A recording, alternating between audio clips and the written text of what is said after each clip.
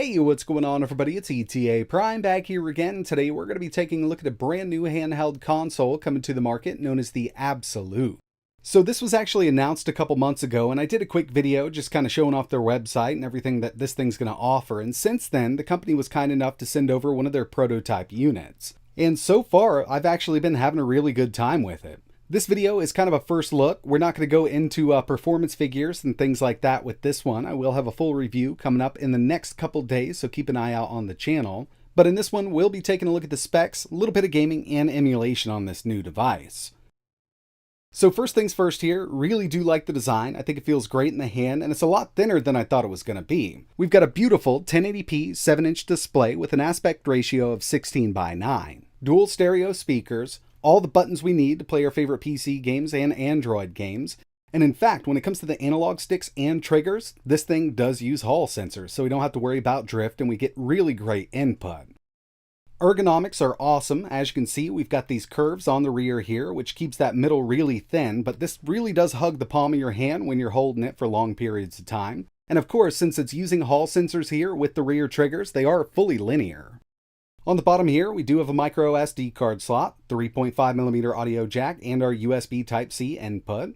And moving around to the top, we've got our power button and our volume rockers. That's about it. This is a passively cooled system. There's no fan built in, and it runs Android. This is really meant to be a streaming / cloud gaming / Android gaming machine, and it does a great job for what we have here. Some of you might notice the launcher is very reminiscent of the one in the Logitech G Cloud, and I think that's exactly what they were going with here. Actually, I've seen a few companies use this same launcher in the past couple months, bringing their handhelds to the market. But yeah, I mean, it does work well. Very easy interface to kind of navigate. And what you're seeing right now are kind of the basic settings for the handheld itself. But from here, we can get right into the full Android settings. And if you wanted to use this in kind of tablet mode and just have the basic Android interface, you could always use it that way if you don't like using the launcher.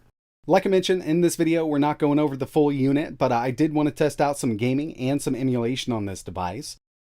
But before we get into it, I did want to go over the specs real quick. And when it comes to the CPU, this has the MediaTek MT8365. This is a quad-core CPU at 2 GHz, 4 GB of RAM, a 7-inch 1080p IPS display at 60 Hz, and it's 103.4% sRGB, so we do have a little bit of saturation. I think it looks really good. We've got 5 GHz MIMO Wi-Fi. It would have been nice to see Wi-Fi 6 here, but I know they wanted to keep the cost down. And from what I've tested so far with streaming from my local PC, GeForce Now, and even xCloud, it's working out really well. Like I mentioned, the analog sticks and the triggers are using Hall sensors here. Plus, we've got Z-axis linear motors built in, and a 5200 mAh battery with 8+ hours of battery life. And yeah, I could definitely see that happening. Even with the brightness set to around 80%, this doesn't pull that much power. The first thing I wanted to take a look at was some Steam Link game streaming, and you might notice this looks a lot like the Steam Deck interface, and that's because the latest beta of Steam does allow us to use this gamepad UI. Actually, I believe it might be official now. I'm not sure if you'd need to be on the beta or not, but either way, I mean, we've got that same interface here. And in my opinion, it works out much better on a handheld like this. I think it's a lot more controller friendly than the older big picture mode. And if you're not familiar with Steam Link or Moonlight, this is a bit different from cloud gaming because I'm actually streaming from my own PC right now. Now you could do this out and about if you want to. You could connect to a hotspot on your phone or something like that and connect to your PC at the house. But right now I have the Abxylute and my gaming PC connected to the same network, and I'm using a 5 GHz router. I've actually got a pretty decent router here. And when it comes down to it, this is really playable. To tell you the truth, playing something like this with a good connection at 60 FPS, it's kind of hard to tell that you're even streaming a game because you're on that same network. You're not streaming from a server thousands of miles away, and input latency is very, very minimal. Miles Morales, I'm maxed out on my gaming PC, and that's really going to depend if your computer can handle it or not, but we're at 1080p streaming to this device at 60 FPS. And it doesn't take a lot of power to use Steam Link or even Moonlight. That's why the old Steam Link itself really didn't have a super powerful CPU anyway. Next thing I wanted to take a look at was some Xbox Cloud Gaming, and with this I'm using the Game Pass app, but you could use the xCloud or the Cloud Gaming Beta app if you want to. But Game Pass also has access to in-home streaming, so if you have your Xbox set up like that, you could do just like we would with Steam Link, so you'd stream directly from that device. But we're going to be testing out cloud gaming, so this is connecting to a server that's probably thousands of miles away from me right now. If you've ever tested out any kind of cloud gaming on your phone, you know a lot of the performance and latency really comes down to your internet connection and definitely the router.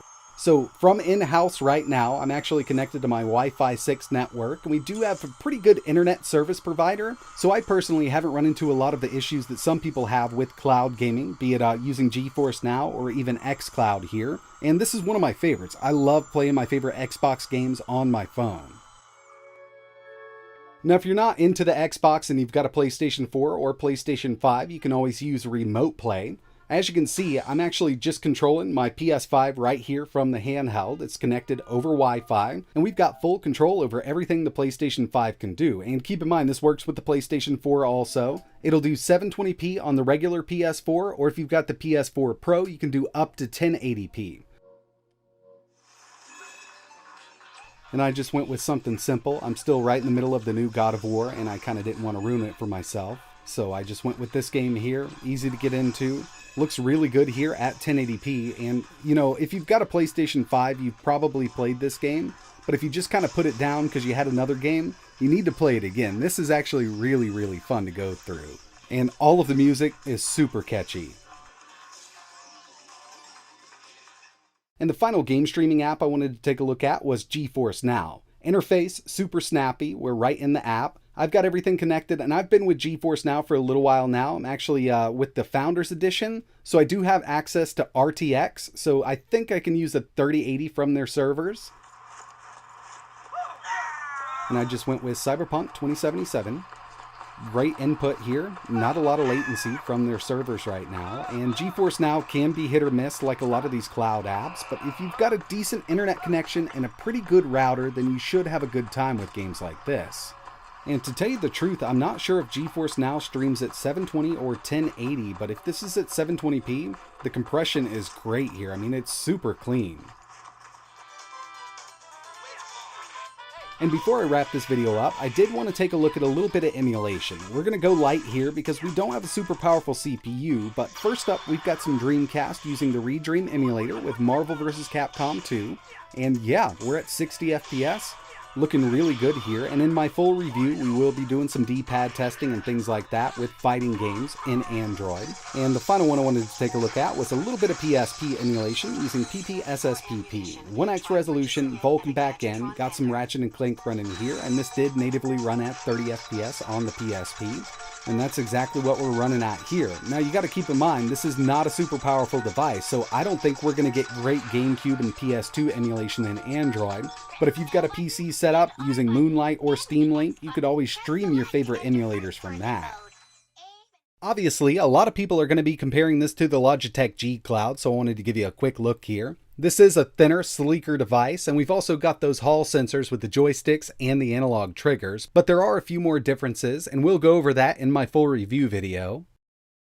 So overall, I'm really liking the design that they've come up with here. It's very comfortable to hang on to for long periods of time. It's pretty lightweight, and overall, I mean, I think it's the perfect size for a handheld like this. Screen looks really great. Awesome controls. I do need to mess around with this D-pad a little more when it comes to fighting games just to get a feel for it. But again, I will have a full review video coming up in the next couple days. I definitely want to spend a little more time with it. And I also wanted to show off tablet mode here. So if you're not into using the stock launcher, you could always go through Google Play and download a third-party launcher if you want to, or use it in tablet mode. And this is going to work just like any Android phone or tablet would.